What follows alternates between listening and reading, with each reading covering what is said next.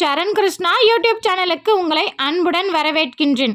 குலதெய்வம் மற்றும் உங்கள் இஷ்ட தெய்வம் விரும்பி வந்து வாசம் செய்ய இந்த ஒரு பொருள் போதும். அது என்ன பொருள், எப்படி வைக்கணும் அப்படிங்கிறத பற்றி தான் இந்த வீடியோவில் தெளிவாக நம்ம பார்க்க போகிறோம்.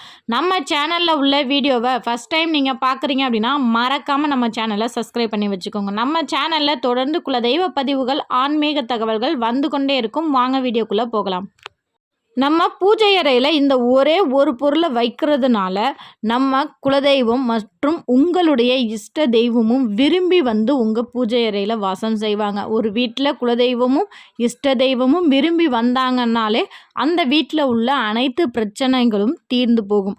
அது மட்டும் இல்லை, இது எளிய பொருள், எல்லாராலும் வாங்கக்கூடிய பொருள். இதற்கு தனியாக பூஜை முறைகளும் கிடையாது. இதற்கு நம்ம விரதம் இருக்கணும், இந்த நாளில் தான் வைக்கணும் அப்படிங்கிற எந்த ஒரு அவசியமும் கிடையாது. இந்த பொருளை நம்ம ஒரு பரிகாரத்துக்காகவோ அல்லது நம்ம குலதெய்வம் நம்ம வீட்டுக்கு விரும்பி வரணும் அப்படிங்கிறதுக்காக செய்கிறதுனால இந்த பொருளை நம்ம பேர் சொல்லி அப்படியே கேட்டு வாங்கக்கூடாது. இது எல்லா நாட்டு மருந்து கடைகள்லேயும் கிடைக்கும். போய் எப்படி கேட்கணும் அப்படின்னா, உரைப்பான் கொடுங்க, இல்லை பேர் சொல்லாதது கொடுங்க அப்படின்னு சொல்லி தான் வாங்கணும்.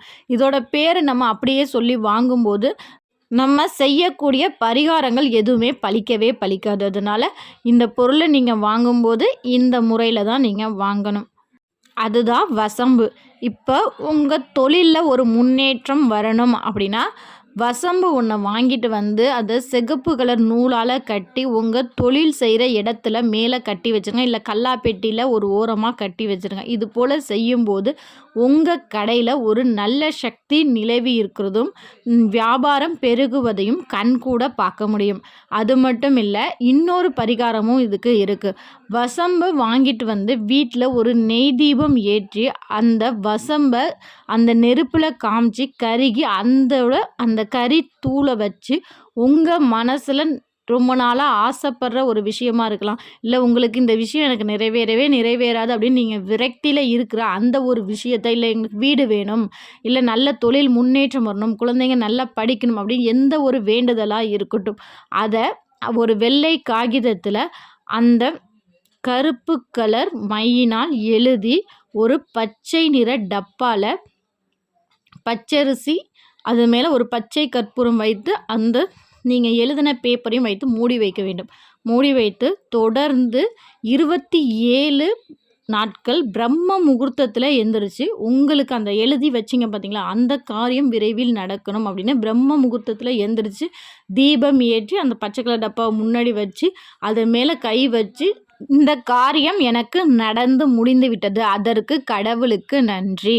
இப்போ ஒன்றுமில்லை, இப்போ நீங்கள் உங்களுக்கு ஒரு வண்டி வாகனம் அப்படின்னு ஒரு ஆசை இருக்குது, எனக்கு வண்டி வாகனம் தேவை அப்படின்னு எழுதி வச்சுருக்கீங்க அப்படின்னா, எனக்கு வண்டி கிடைத்து விட்டது, அதற்கு மிக்க நன்றி கடவுளே, மிக்க நன்றி என் குலதெய்வமே அப்படின்னு 27 நாட்கள் 27 முறை 15 நிமிடம் இந்த தியானம் செய்யணும். 27 முறை சத்தமாக சொல்லணும். 15 நிமிடம் அந்த வண்டி நீங்கள் வாங்கிட்டீங்க அப்படிங்கிற ஒரு எண்ணத்தில் பிரம்ம முகூர்த்த நேரத்தில் நீங்கள் செய்யும்போது கட்டாயம் உங்களுடைய வேண்டுதல் 27 நாட்களில் நிறைவேறுவதற்கான சாத்தியக்கூறு ஏற்படும். இது உங்கள் வாழ்க்கையில் என்ன தேவையோ, உங்களால் என்ன முடியுமோ அதை மட்டுமே எழுத வேண்டும். சரி, இவங்க தான் சொல்கிறாங்களே, நம்ம இஷ்டத்துக்கு ஒரு 5 கோடி வேணும்னு எழுதுவோம், என்ன கிடைக்கவா போகுது, நம்பிக்கையோடு செஞ்சிங்கன்னா கிடைக்கும். அது மட்டும் இல்லை, உங்கள் வாழ்க்கைக்கு அது சாத்தியக்கூறாக இருந்தால் மட்டுமே கிடைக்கும். இப்போ உங்களுக்கு 5 லட்ச ரூபா கடன் இருக்குது, நீங்கள் போய் எனக்கு 1 கோடி ரூபாய் வேணும்னீங்கன்னா அது நடக்குமா? அது 27 நாளில் கட்டாயம் நடக்காது. இப்போ இந்த 27 நாளில் உங்களுக்கு நீங்கள் வண்டி வாகனம் வாங்குறதுக்காக ஒரு 50,000 சேர்த்துருக்கீங்க, இன்னும் 1 லட்ச ரூபா சேர்க்கணும் அப்படின்னா அந்த 27 நாளில் எனக்கு 1 லட்ச ரூபா வேணும் அப்படின்னு நீங்கள் எழுதும்போது கண்டிப்பாக அதற்கான சாத்தியக்கூறுகளும், அதற்கு நீங்கள் என்ன செய்யணும், வியாபார விட்டு இல்லை லோனு ஏதோ ஒன்று கிடச்சி அந்த 27 நாட்குள்ளே கண்டிப்பாக உங்களுக்கு வண்டி வாகனம் வந்து சேரும். இது போல் சாத்தியமான விஷயங்களை மட்டுமே முழு நம்பிக்கையோட, இது எனக்கு கட்டாயம் நடக்கும், என் குலதெய்வம் இது எனக்கு செஞ்சு கொடுக்கும் அப்படிங்கிற முழு நம்பிக்கையோடு இதை தொடர்ந்து செய்து பாருங்கள், கை மேலே பலன் கொடுக்கும். இப்போ இந்த வசம்பை நம்ம பூஜை அறையில் எப்படி வைத்தால் நம்ம குலதெய்வமும் நம்ம இஷ்ட தெய்வமும் நம்ம பூஜை அறையில் விரும்பி வந்து வாசம் செய்வாங்க அப்படிங்கிறதையும் பார்த்துருவோம். 3 துண்டு வசம்பு வாங்கி வச்சுக்கிட்டு ஒரு கண்ணாடி பவுல் இதற்கு தேவை. கண்ணாடி பவுலில் இந்த வசம்பு துண்டுகளை சின்ன சின்னதாக உடச்சி போட்டுக்கோங்க. உடச்சி அதில் பச்சை கற்பூரம் மற்றும் ஏலக்காய் சேர்த்துக்கொள்ளுங்க. இதை செஞ்சு உங்கள் பூஜை அறையில் ஒரு மூலையில் யார் கண்ணுக்கும் படாத அளவுக்கு ஒரு சாமி போட்டோவுக்கு பின்னாடியோ இல்லை ஏதோ யார் கண்ணுக்கும் தெரியக்கூடாது வச்சிருங்க. வச்சுட்டு நீங்கள் எப்போதும் போல் உங்கள் வீட்டில் எப்படி நீங்கள் வழிபாடு செய்வீங்களோ அதே போல் வழிபாடு செய்யுங்க. மல்லிகைப்பூ வாசனை மலர்கள் வைக்கும்போது அந்த வசம்பிற்கும் கொஞ்சம் வச்சுருங்க. கண்டிப்பாக இதை நீங்கள் கண்ணாடி பவுலில் மட்டும்தான் வைக்கணும். இதை வைத்த 3 நாட்கள்லேயே உங்கள் வீட்டில் குலதெய்வ நடமாட்டமும் உங்கள் இஷ்ட தெய்வ நடமாட்டமும் கண்கூட உங்களால் தெரியும். இப்போ ஒன்றுமில்லை, உங்கள் வீட்டில் பள்ளி சத்தமே கேட்கவே மாட்டுது, குலதெய்வ நடமாட்டமே எங்கள் வீட்டில் இல்லை அப்படின்னு ஒரு சிலர் சொல்கிறாங்க. அவங்கெல்லாம் இது போல் வைக்கும்போது உங்கள் வீட்டில் அதிகமாக பள்ளி சத்தம் குபேர மூலையிலிருந்தும் கன்னி மூலையிலிருந்துமே கேட்குறத நீங்கள் கண் கூட பார்க்க முடியும்.